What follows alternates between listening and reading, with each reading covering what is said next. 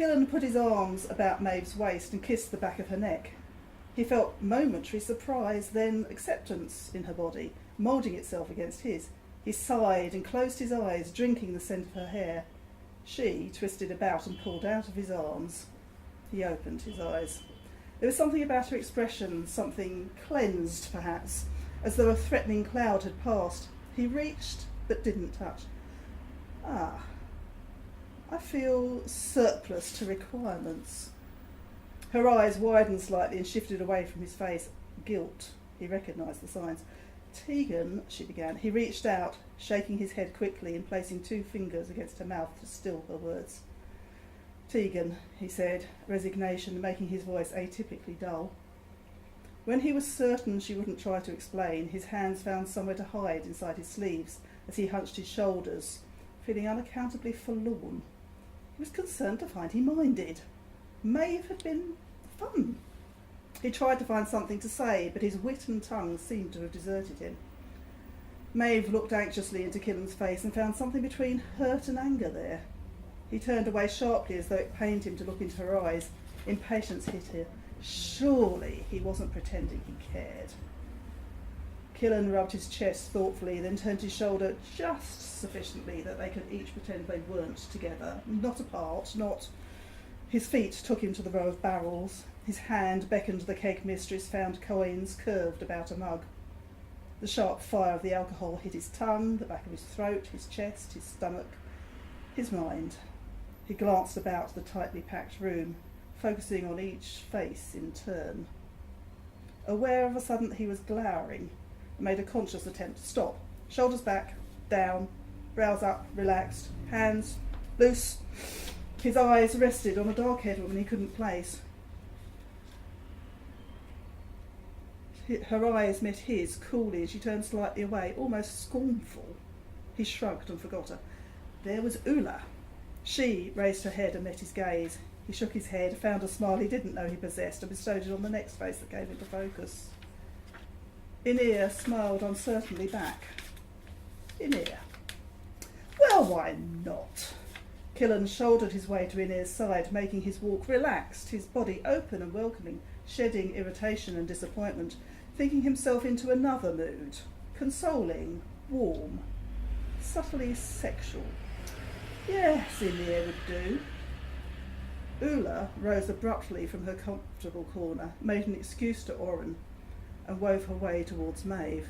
Maeve watched Killen, wondering what the opening comment of that conversation was going to be. Inear was part of her crew. If Killen had unkind things to say, she'd rather they were not to one of hers. She was too hot, an uncomfortable flush on her face, her collar suddenly too tight and rough against her skin. She loosened the fastening and put the cool metal of her mug against her cheek. A hand touched her shoulder and she twisted in the tightly packed crowd to greet Ula. Did I see what I think I saw? Ula asked with a mischievous smile, setting crinkles about her eyes. Did you just let Killen loose? Maeve's mouth quirked uncomfortably. You could put it like that. Ula laid a finger gently on the frown that knit Maeve's brow. And you feel bad about it? A little? Don't. Ula sipped her ale. He'll have a new victim within half an hour. Victim? A new intimate friend, then. Maeve found indignation welling up at Ula's low opinion of Killen, and of the worth of her own affection for him, and the effect upon him of her rejection. Nonsense, she said sharply. Ula grinned. Then I wager you a measure of best ale, if I'm wrong, against a kiss if I'm right. Maeve narrowed her eyes at Ula. And I thought you and Oren would grow old together. We will. It's just a kiss. I'm no Killen. You don't care for him much. He's a complete bastard.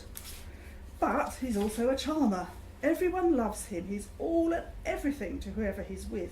And that changes so quickly. About now, I'd say. Ula waved her mug in Killen's direction. Inear bent his head slightly to hear Killen, his hand rising to rest on Killen's back below his shoulder blade.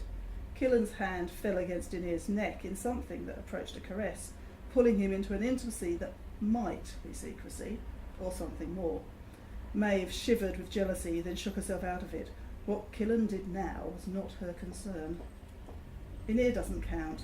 Killen's been helping him over Balin. There's helping and helping. I give it another 10 minutes before they leave together. Maeve shook her head. Go and buy the beer, Ula. Ula grinned and fought her way to the barrels. Before she was back at Maeve's elbow, Inear and Killen had gone. You owe me 2 coppers for the beer, she said, and a kiss. Maeve handed over the money and bent her head to kiss Ula chastely on the side of her mouth. Ula moved her head slightly, meeting the kiss full on. She heard Maeve's intake of breath and pressed slightly harder, feeling Maeve's almost involuntary response and taking full advantage.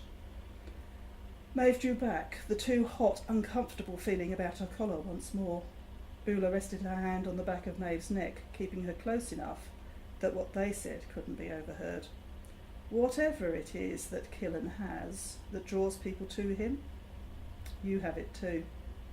Maeve reached and untangled Ula's hands from her hair. Tegan is back in my life. I have everything I want. Ula stepped away. Not you, Maeve.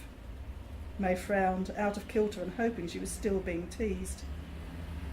Don't flirt, Ula. Someone might think you mean it. Ula shrugged. So, I can expect Tegan to be less grumpy, can I?